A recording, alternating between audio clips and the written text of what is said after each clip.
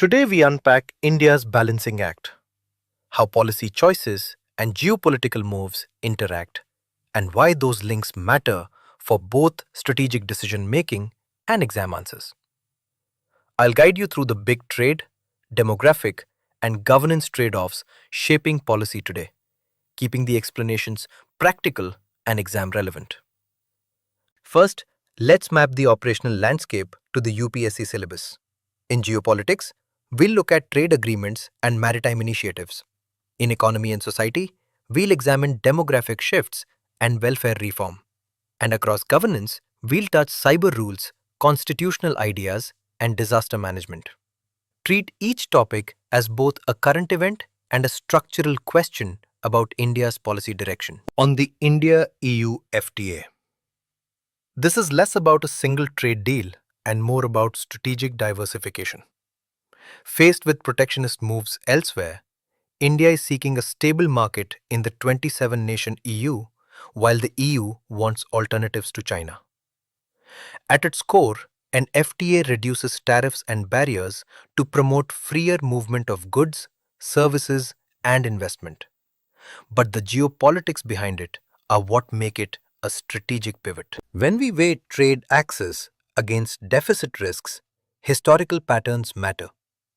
The Japan and ASEAN precedents show that greater market access can lead to faster import growth, potentially outpacing export gains and weakening domestic manufacturing. So the calculus isn't just market access, it's how tariffs, rules of origin, and complementary industrial policy protect local producers while expanding exports. The RBI's demographic findings point to a deep regional divide. By 2031, several southern states will have elderly shares above 20% and shrinking workforces, while many northern states still have rising working age populations. This one-size-fits-all approach to population policy won't work. Replacement fertility sits around TFR 2.1, and regions are at very different stages relative to that benchmark. Preparing for a silver economy requires a fiscal and institutional pivot. Invest in geriatric healthcare, pensions, and infrastructure suited to older populations, while also managing migration from labor surplus to labor short regions. Education and reskilling remain crucial, and states with transitioning demographics must reform subsidies now to avoid long-term fiscal stress. Welfare reform under Viksit Bharat Guarantee for Rozgar and Ajivika mission marks a structural shift. There is an increase in guaranteed workdays, but the design moves from open-ended demand guarantees toward budgeted supply with more central control over where work is provided. That centralization, plus the ability to pause the scheme, raises real questions for federal fiscal balance and the nature of the guarantee. When we step back to constitutional nationalism, the emphasis shifts from territory to shared civic values. Celebrations of national achievement sit alongside structural challenges: uneven growth, unemployment, and regional disparities. Constitutional nationalism means loyalty to principles like justice, liberty, and equality, and using those principles to evaluate policy choices and social priorities. Effective disaster response depends on translating scientific metrics into lived meaning. Terms like loss and damage mean different things to negotiators, local communities, and field responders. Closing that translation gap requires hyper-localization of warnings, livelihood-focused metrics, and behavioral nudges delivered in regional languages so communities can act before losses escalate. In cyberspace, the lack of a single global framework has left a vacuum. Different blocs favor different legal approaches. Some drive norms from the Budapest model. Others push alternative mechanisms. And India has chosen a non-aligned path driven by data sovereignty and security concerns.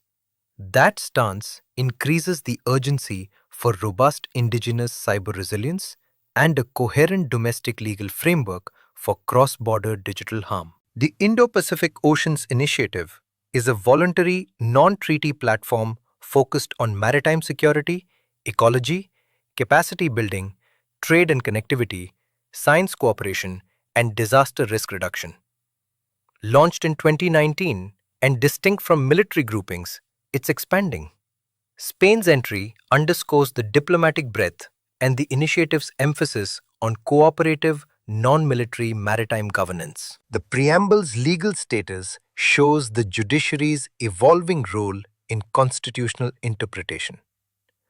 Early rulings treated the preamble as outside the Constitution's enforceable text, but Keshavananda Bharati affirmed its integral guiding role.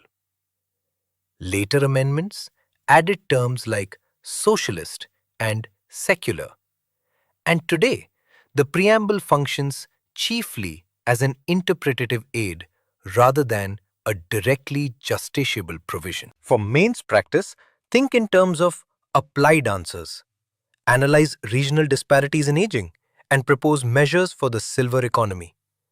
Evaluate the claim that a stable, prosperous India is vital to global stability in the context of the India-EU FTA, and critically assess the shift from demand-driven rural employment guarantees to budget-capped, centrally managed schemes under the new rural employment model.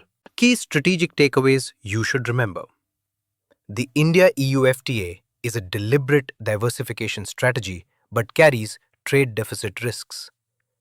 Demographic policy must be federalized to match aging southern states with social security and young northern states with jobs. Welfare reform centralizes and caps budgets, changing the nature of guarantees.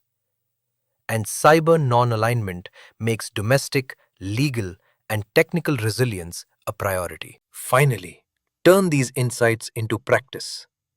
Review the detailed notes.